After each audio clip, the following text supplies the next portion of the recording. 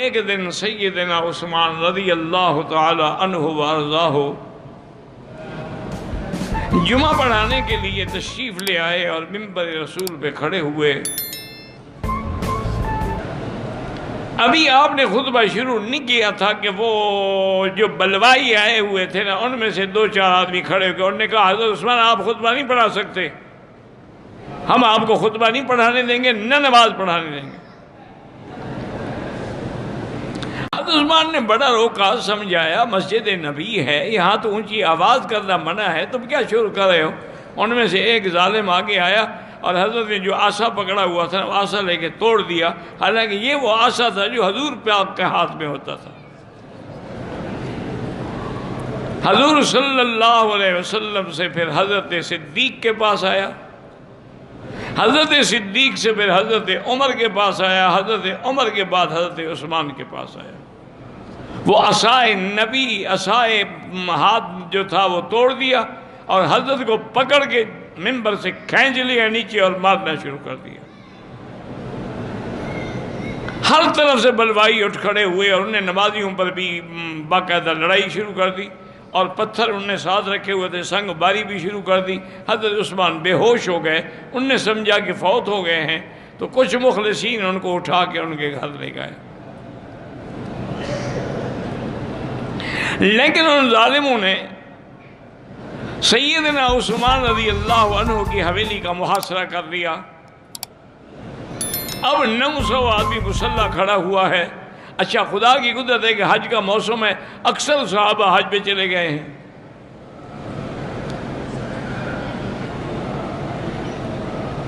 حضرت عثمان نے فرمایا بھی تم کیا چاہتے ہو؟ انہوں نے کہا جی ہم یہ چاہتے ہیں کہ آپ خلافت چھوڑ دیں، آپ خلافت کے حقدار نہیں ہیں۔ انہوں نے کہا یہ میں نہیں کر سکتا، مجھے آقا نے فرمایا تھا کہ ان اللہ مکمسک قمیصا فلا تخلعہ، اللہ تمہیں خلافت کی قمیص پہنائیں گے، تم اس کو نہ نکالنا۔ میں کیسے نکالوں؟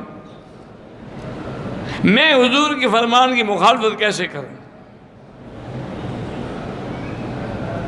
کچھ دنوں کے بعد کچھ صحابہ نے، جن میں حضرت علی بھی شامل ہیں، حضرت حسن بھی شامل ہیں، انہوں نے حضرت عثمان سے ملاقات کی بڑے خفیہ طریقے سے، چونکہ باہر تو دشمن کھڑے ہوئے ہیں نا۔ انہوں نے کہا کہ حضرت عثمان یہ 800-900 آدمی ہیں بلوائی جو آئے ہیں حملہ کرنے والے، تمہارے پاس تو خلافت ہے، طاقت ہے، حکومت ہے، فوج ہے، اب حکم تو دیں، آپ بحیثیت خلیفے کے حکم دیں گے ان غداروں کو اور باغیوں کو قتل کر دیا جائے، ان کی تو بوٹی بھی نہیں ملے گی مدینے میں۔ حضرت عثمان نے فرمایا کہ میرے آقا نے فرمایا تھا انک ستبتلا، ایک وقت آئے گا تم پر ایک امتحان آئے گا، فلا تقاتلن، میرے مدینے میں قتال نہ کرنا۔ اب میں کیسے قتال کا حکم دوں؟ میں تو مجبور ہوں، میں تو نہیں دے سکتا۔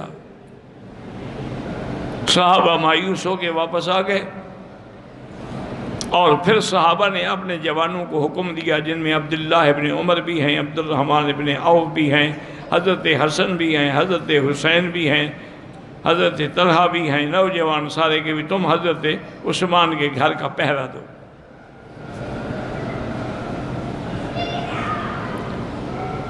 ایک دن سیدنا عثمان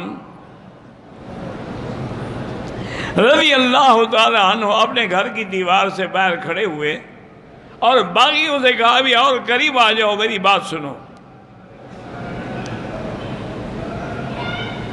وہ اور قریب آ گئے، انہوں نے کہا حضرت عثمان نے کہ انشدکم باللہ، میں تم سب کو اللہ کی قسم دیتا ہوں،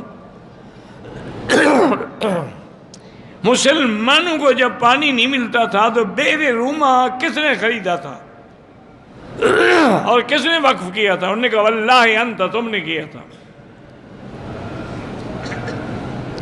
انہوں نے کہا کہ اچھا غزوہ تبوک کے موقع پر 900 اونٹ اور 100 گھوڑے اور 5 کیلو سونا کس نے دیا تھا؟ انہوں نے کہا واللہ انت، تم نے دیا تھا۔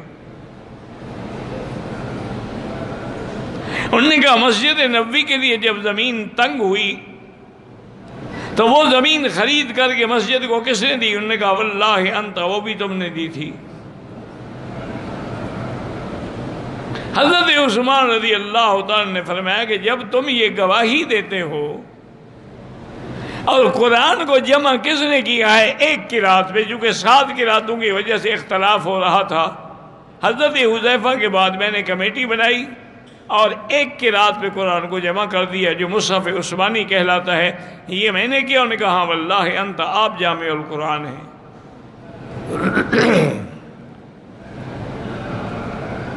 انہوں نے کہا کہ بات سنو، اسلام کے اندر 3 آدمیوں کا قتل جائز ہے۔ ایک تو وہ آدمی جس نے کسی کو قتل کیا ہو، وہ قصاص میں قتل ہوگا، اور میں نے تو کبھی زندگی میں کسی کو تمانچہ بھی نہیں مارا، قتل تو بڑی بات ہے۔ دوسرا وہ آدمی جو دین اسلام سے نکل جائے، مرتد ہو جائے، اس کے لیے بھی قتل کا حکم ہے۔ اور میں اب بھی اگر آپ نہیں مانتے تو کلمہ پڑھتا ہوں، آپ میرے اسلام کے گواہ ہو جائیں، گویا کہ میں مرتد تو نہیں ہوں۔ اور تیسرا آدمی اسلام میں وہ قتل کیا جاتا ہے جس نے زنا کیا ہو اور شادی شدہ ہو۔ زنا تو بڑی بات ہے، انہوں نے کہا میں نے تو کبھی غیر محرم عورت پہ نظر ہی نہیں ڈالی۔ جب یہ تینوں چیزیں میرے اندر نہیں ہیں تو تم کیسے مجھے قتل کرتے ہو؟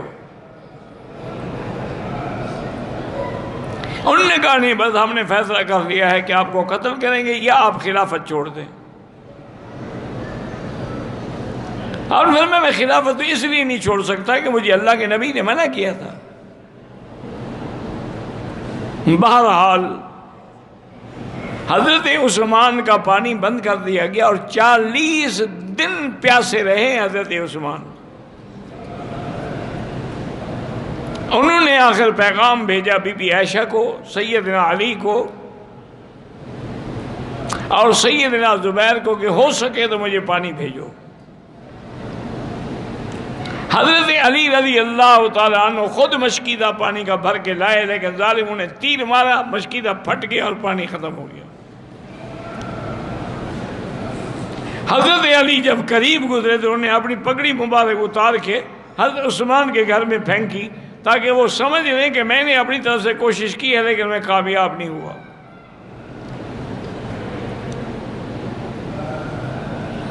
ایک دن عصر کے بعد آپ نے اپنی بیوی جن کا نام نائلہ تھا اس کو بلایا اور کہا کہ میں نے ابھی ابھی خواب دیکھا ہے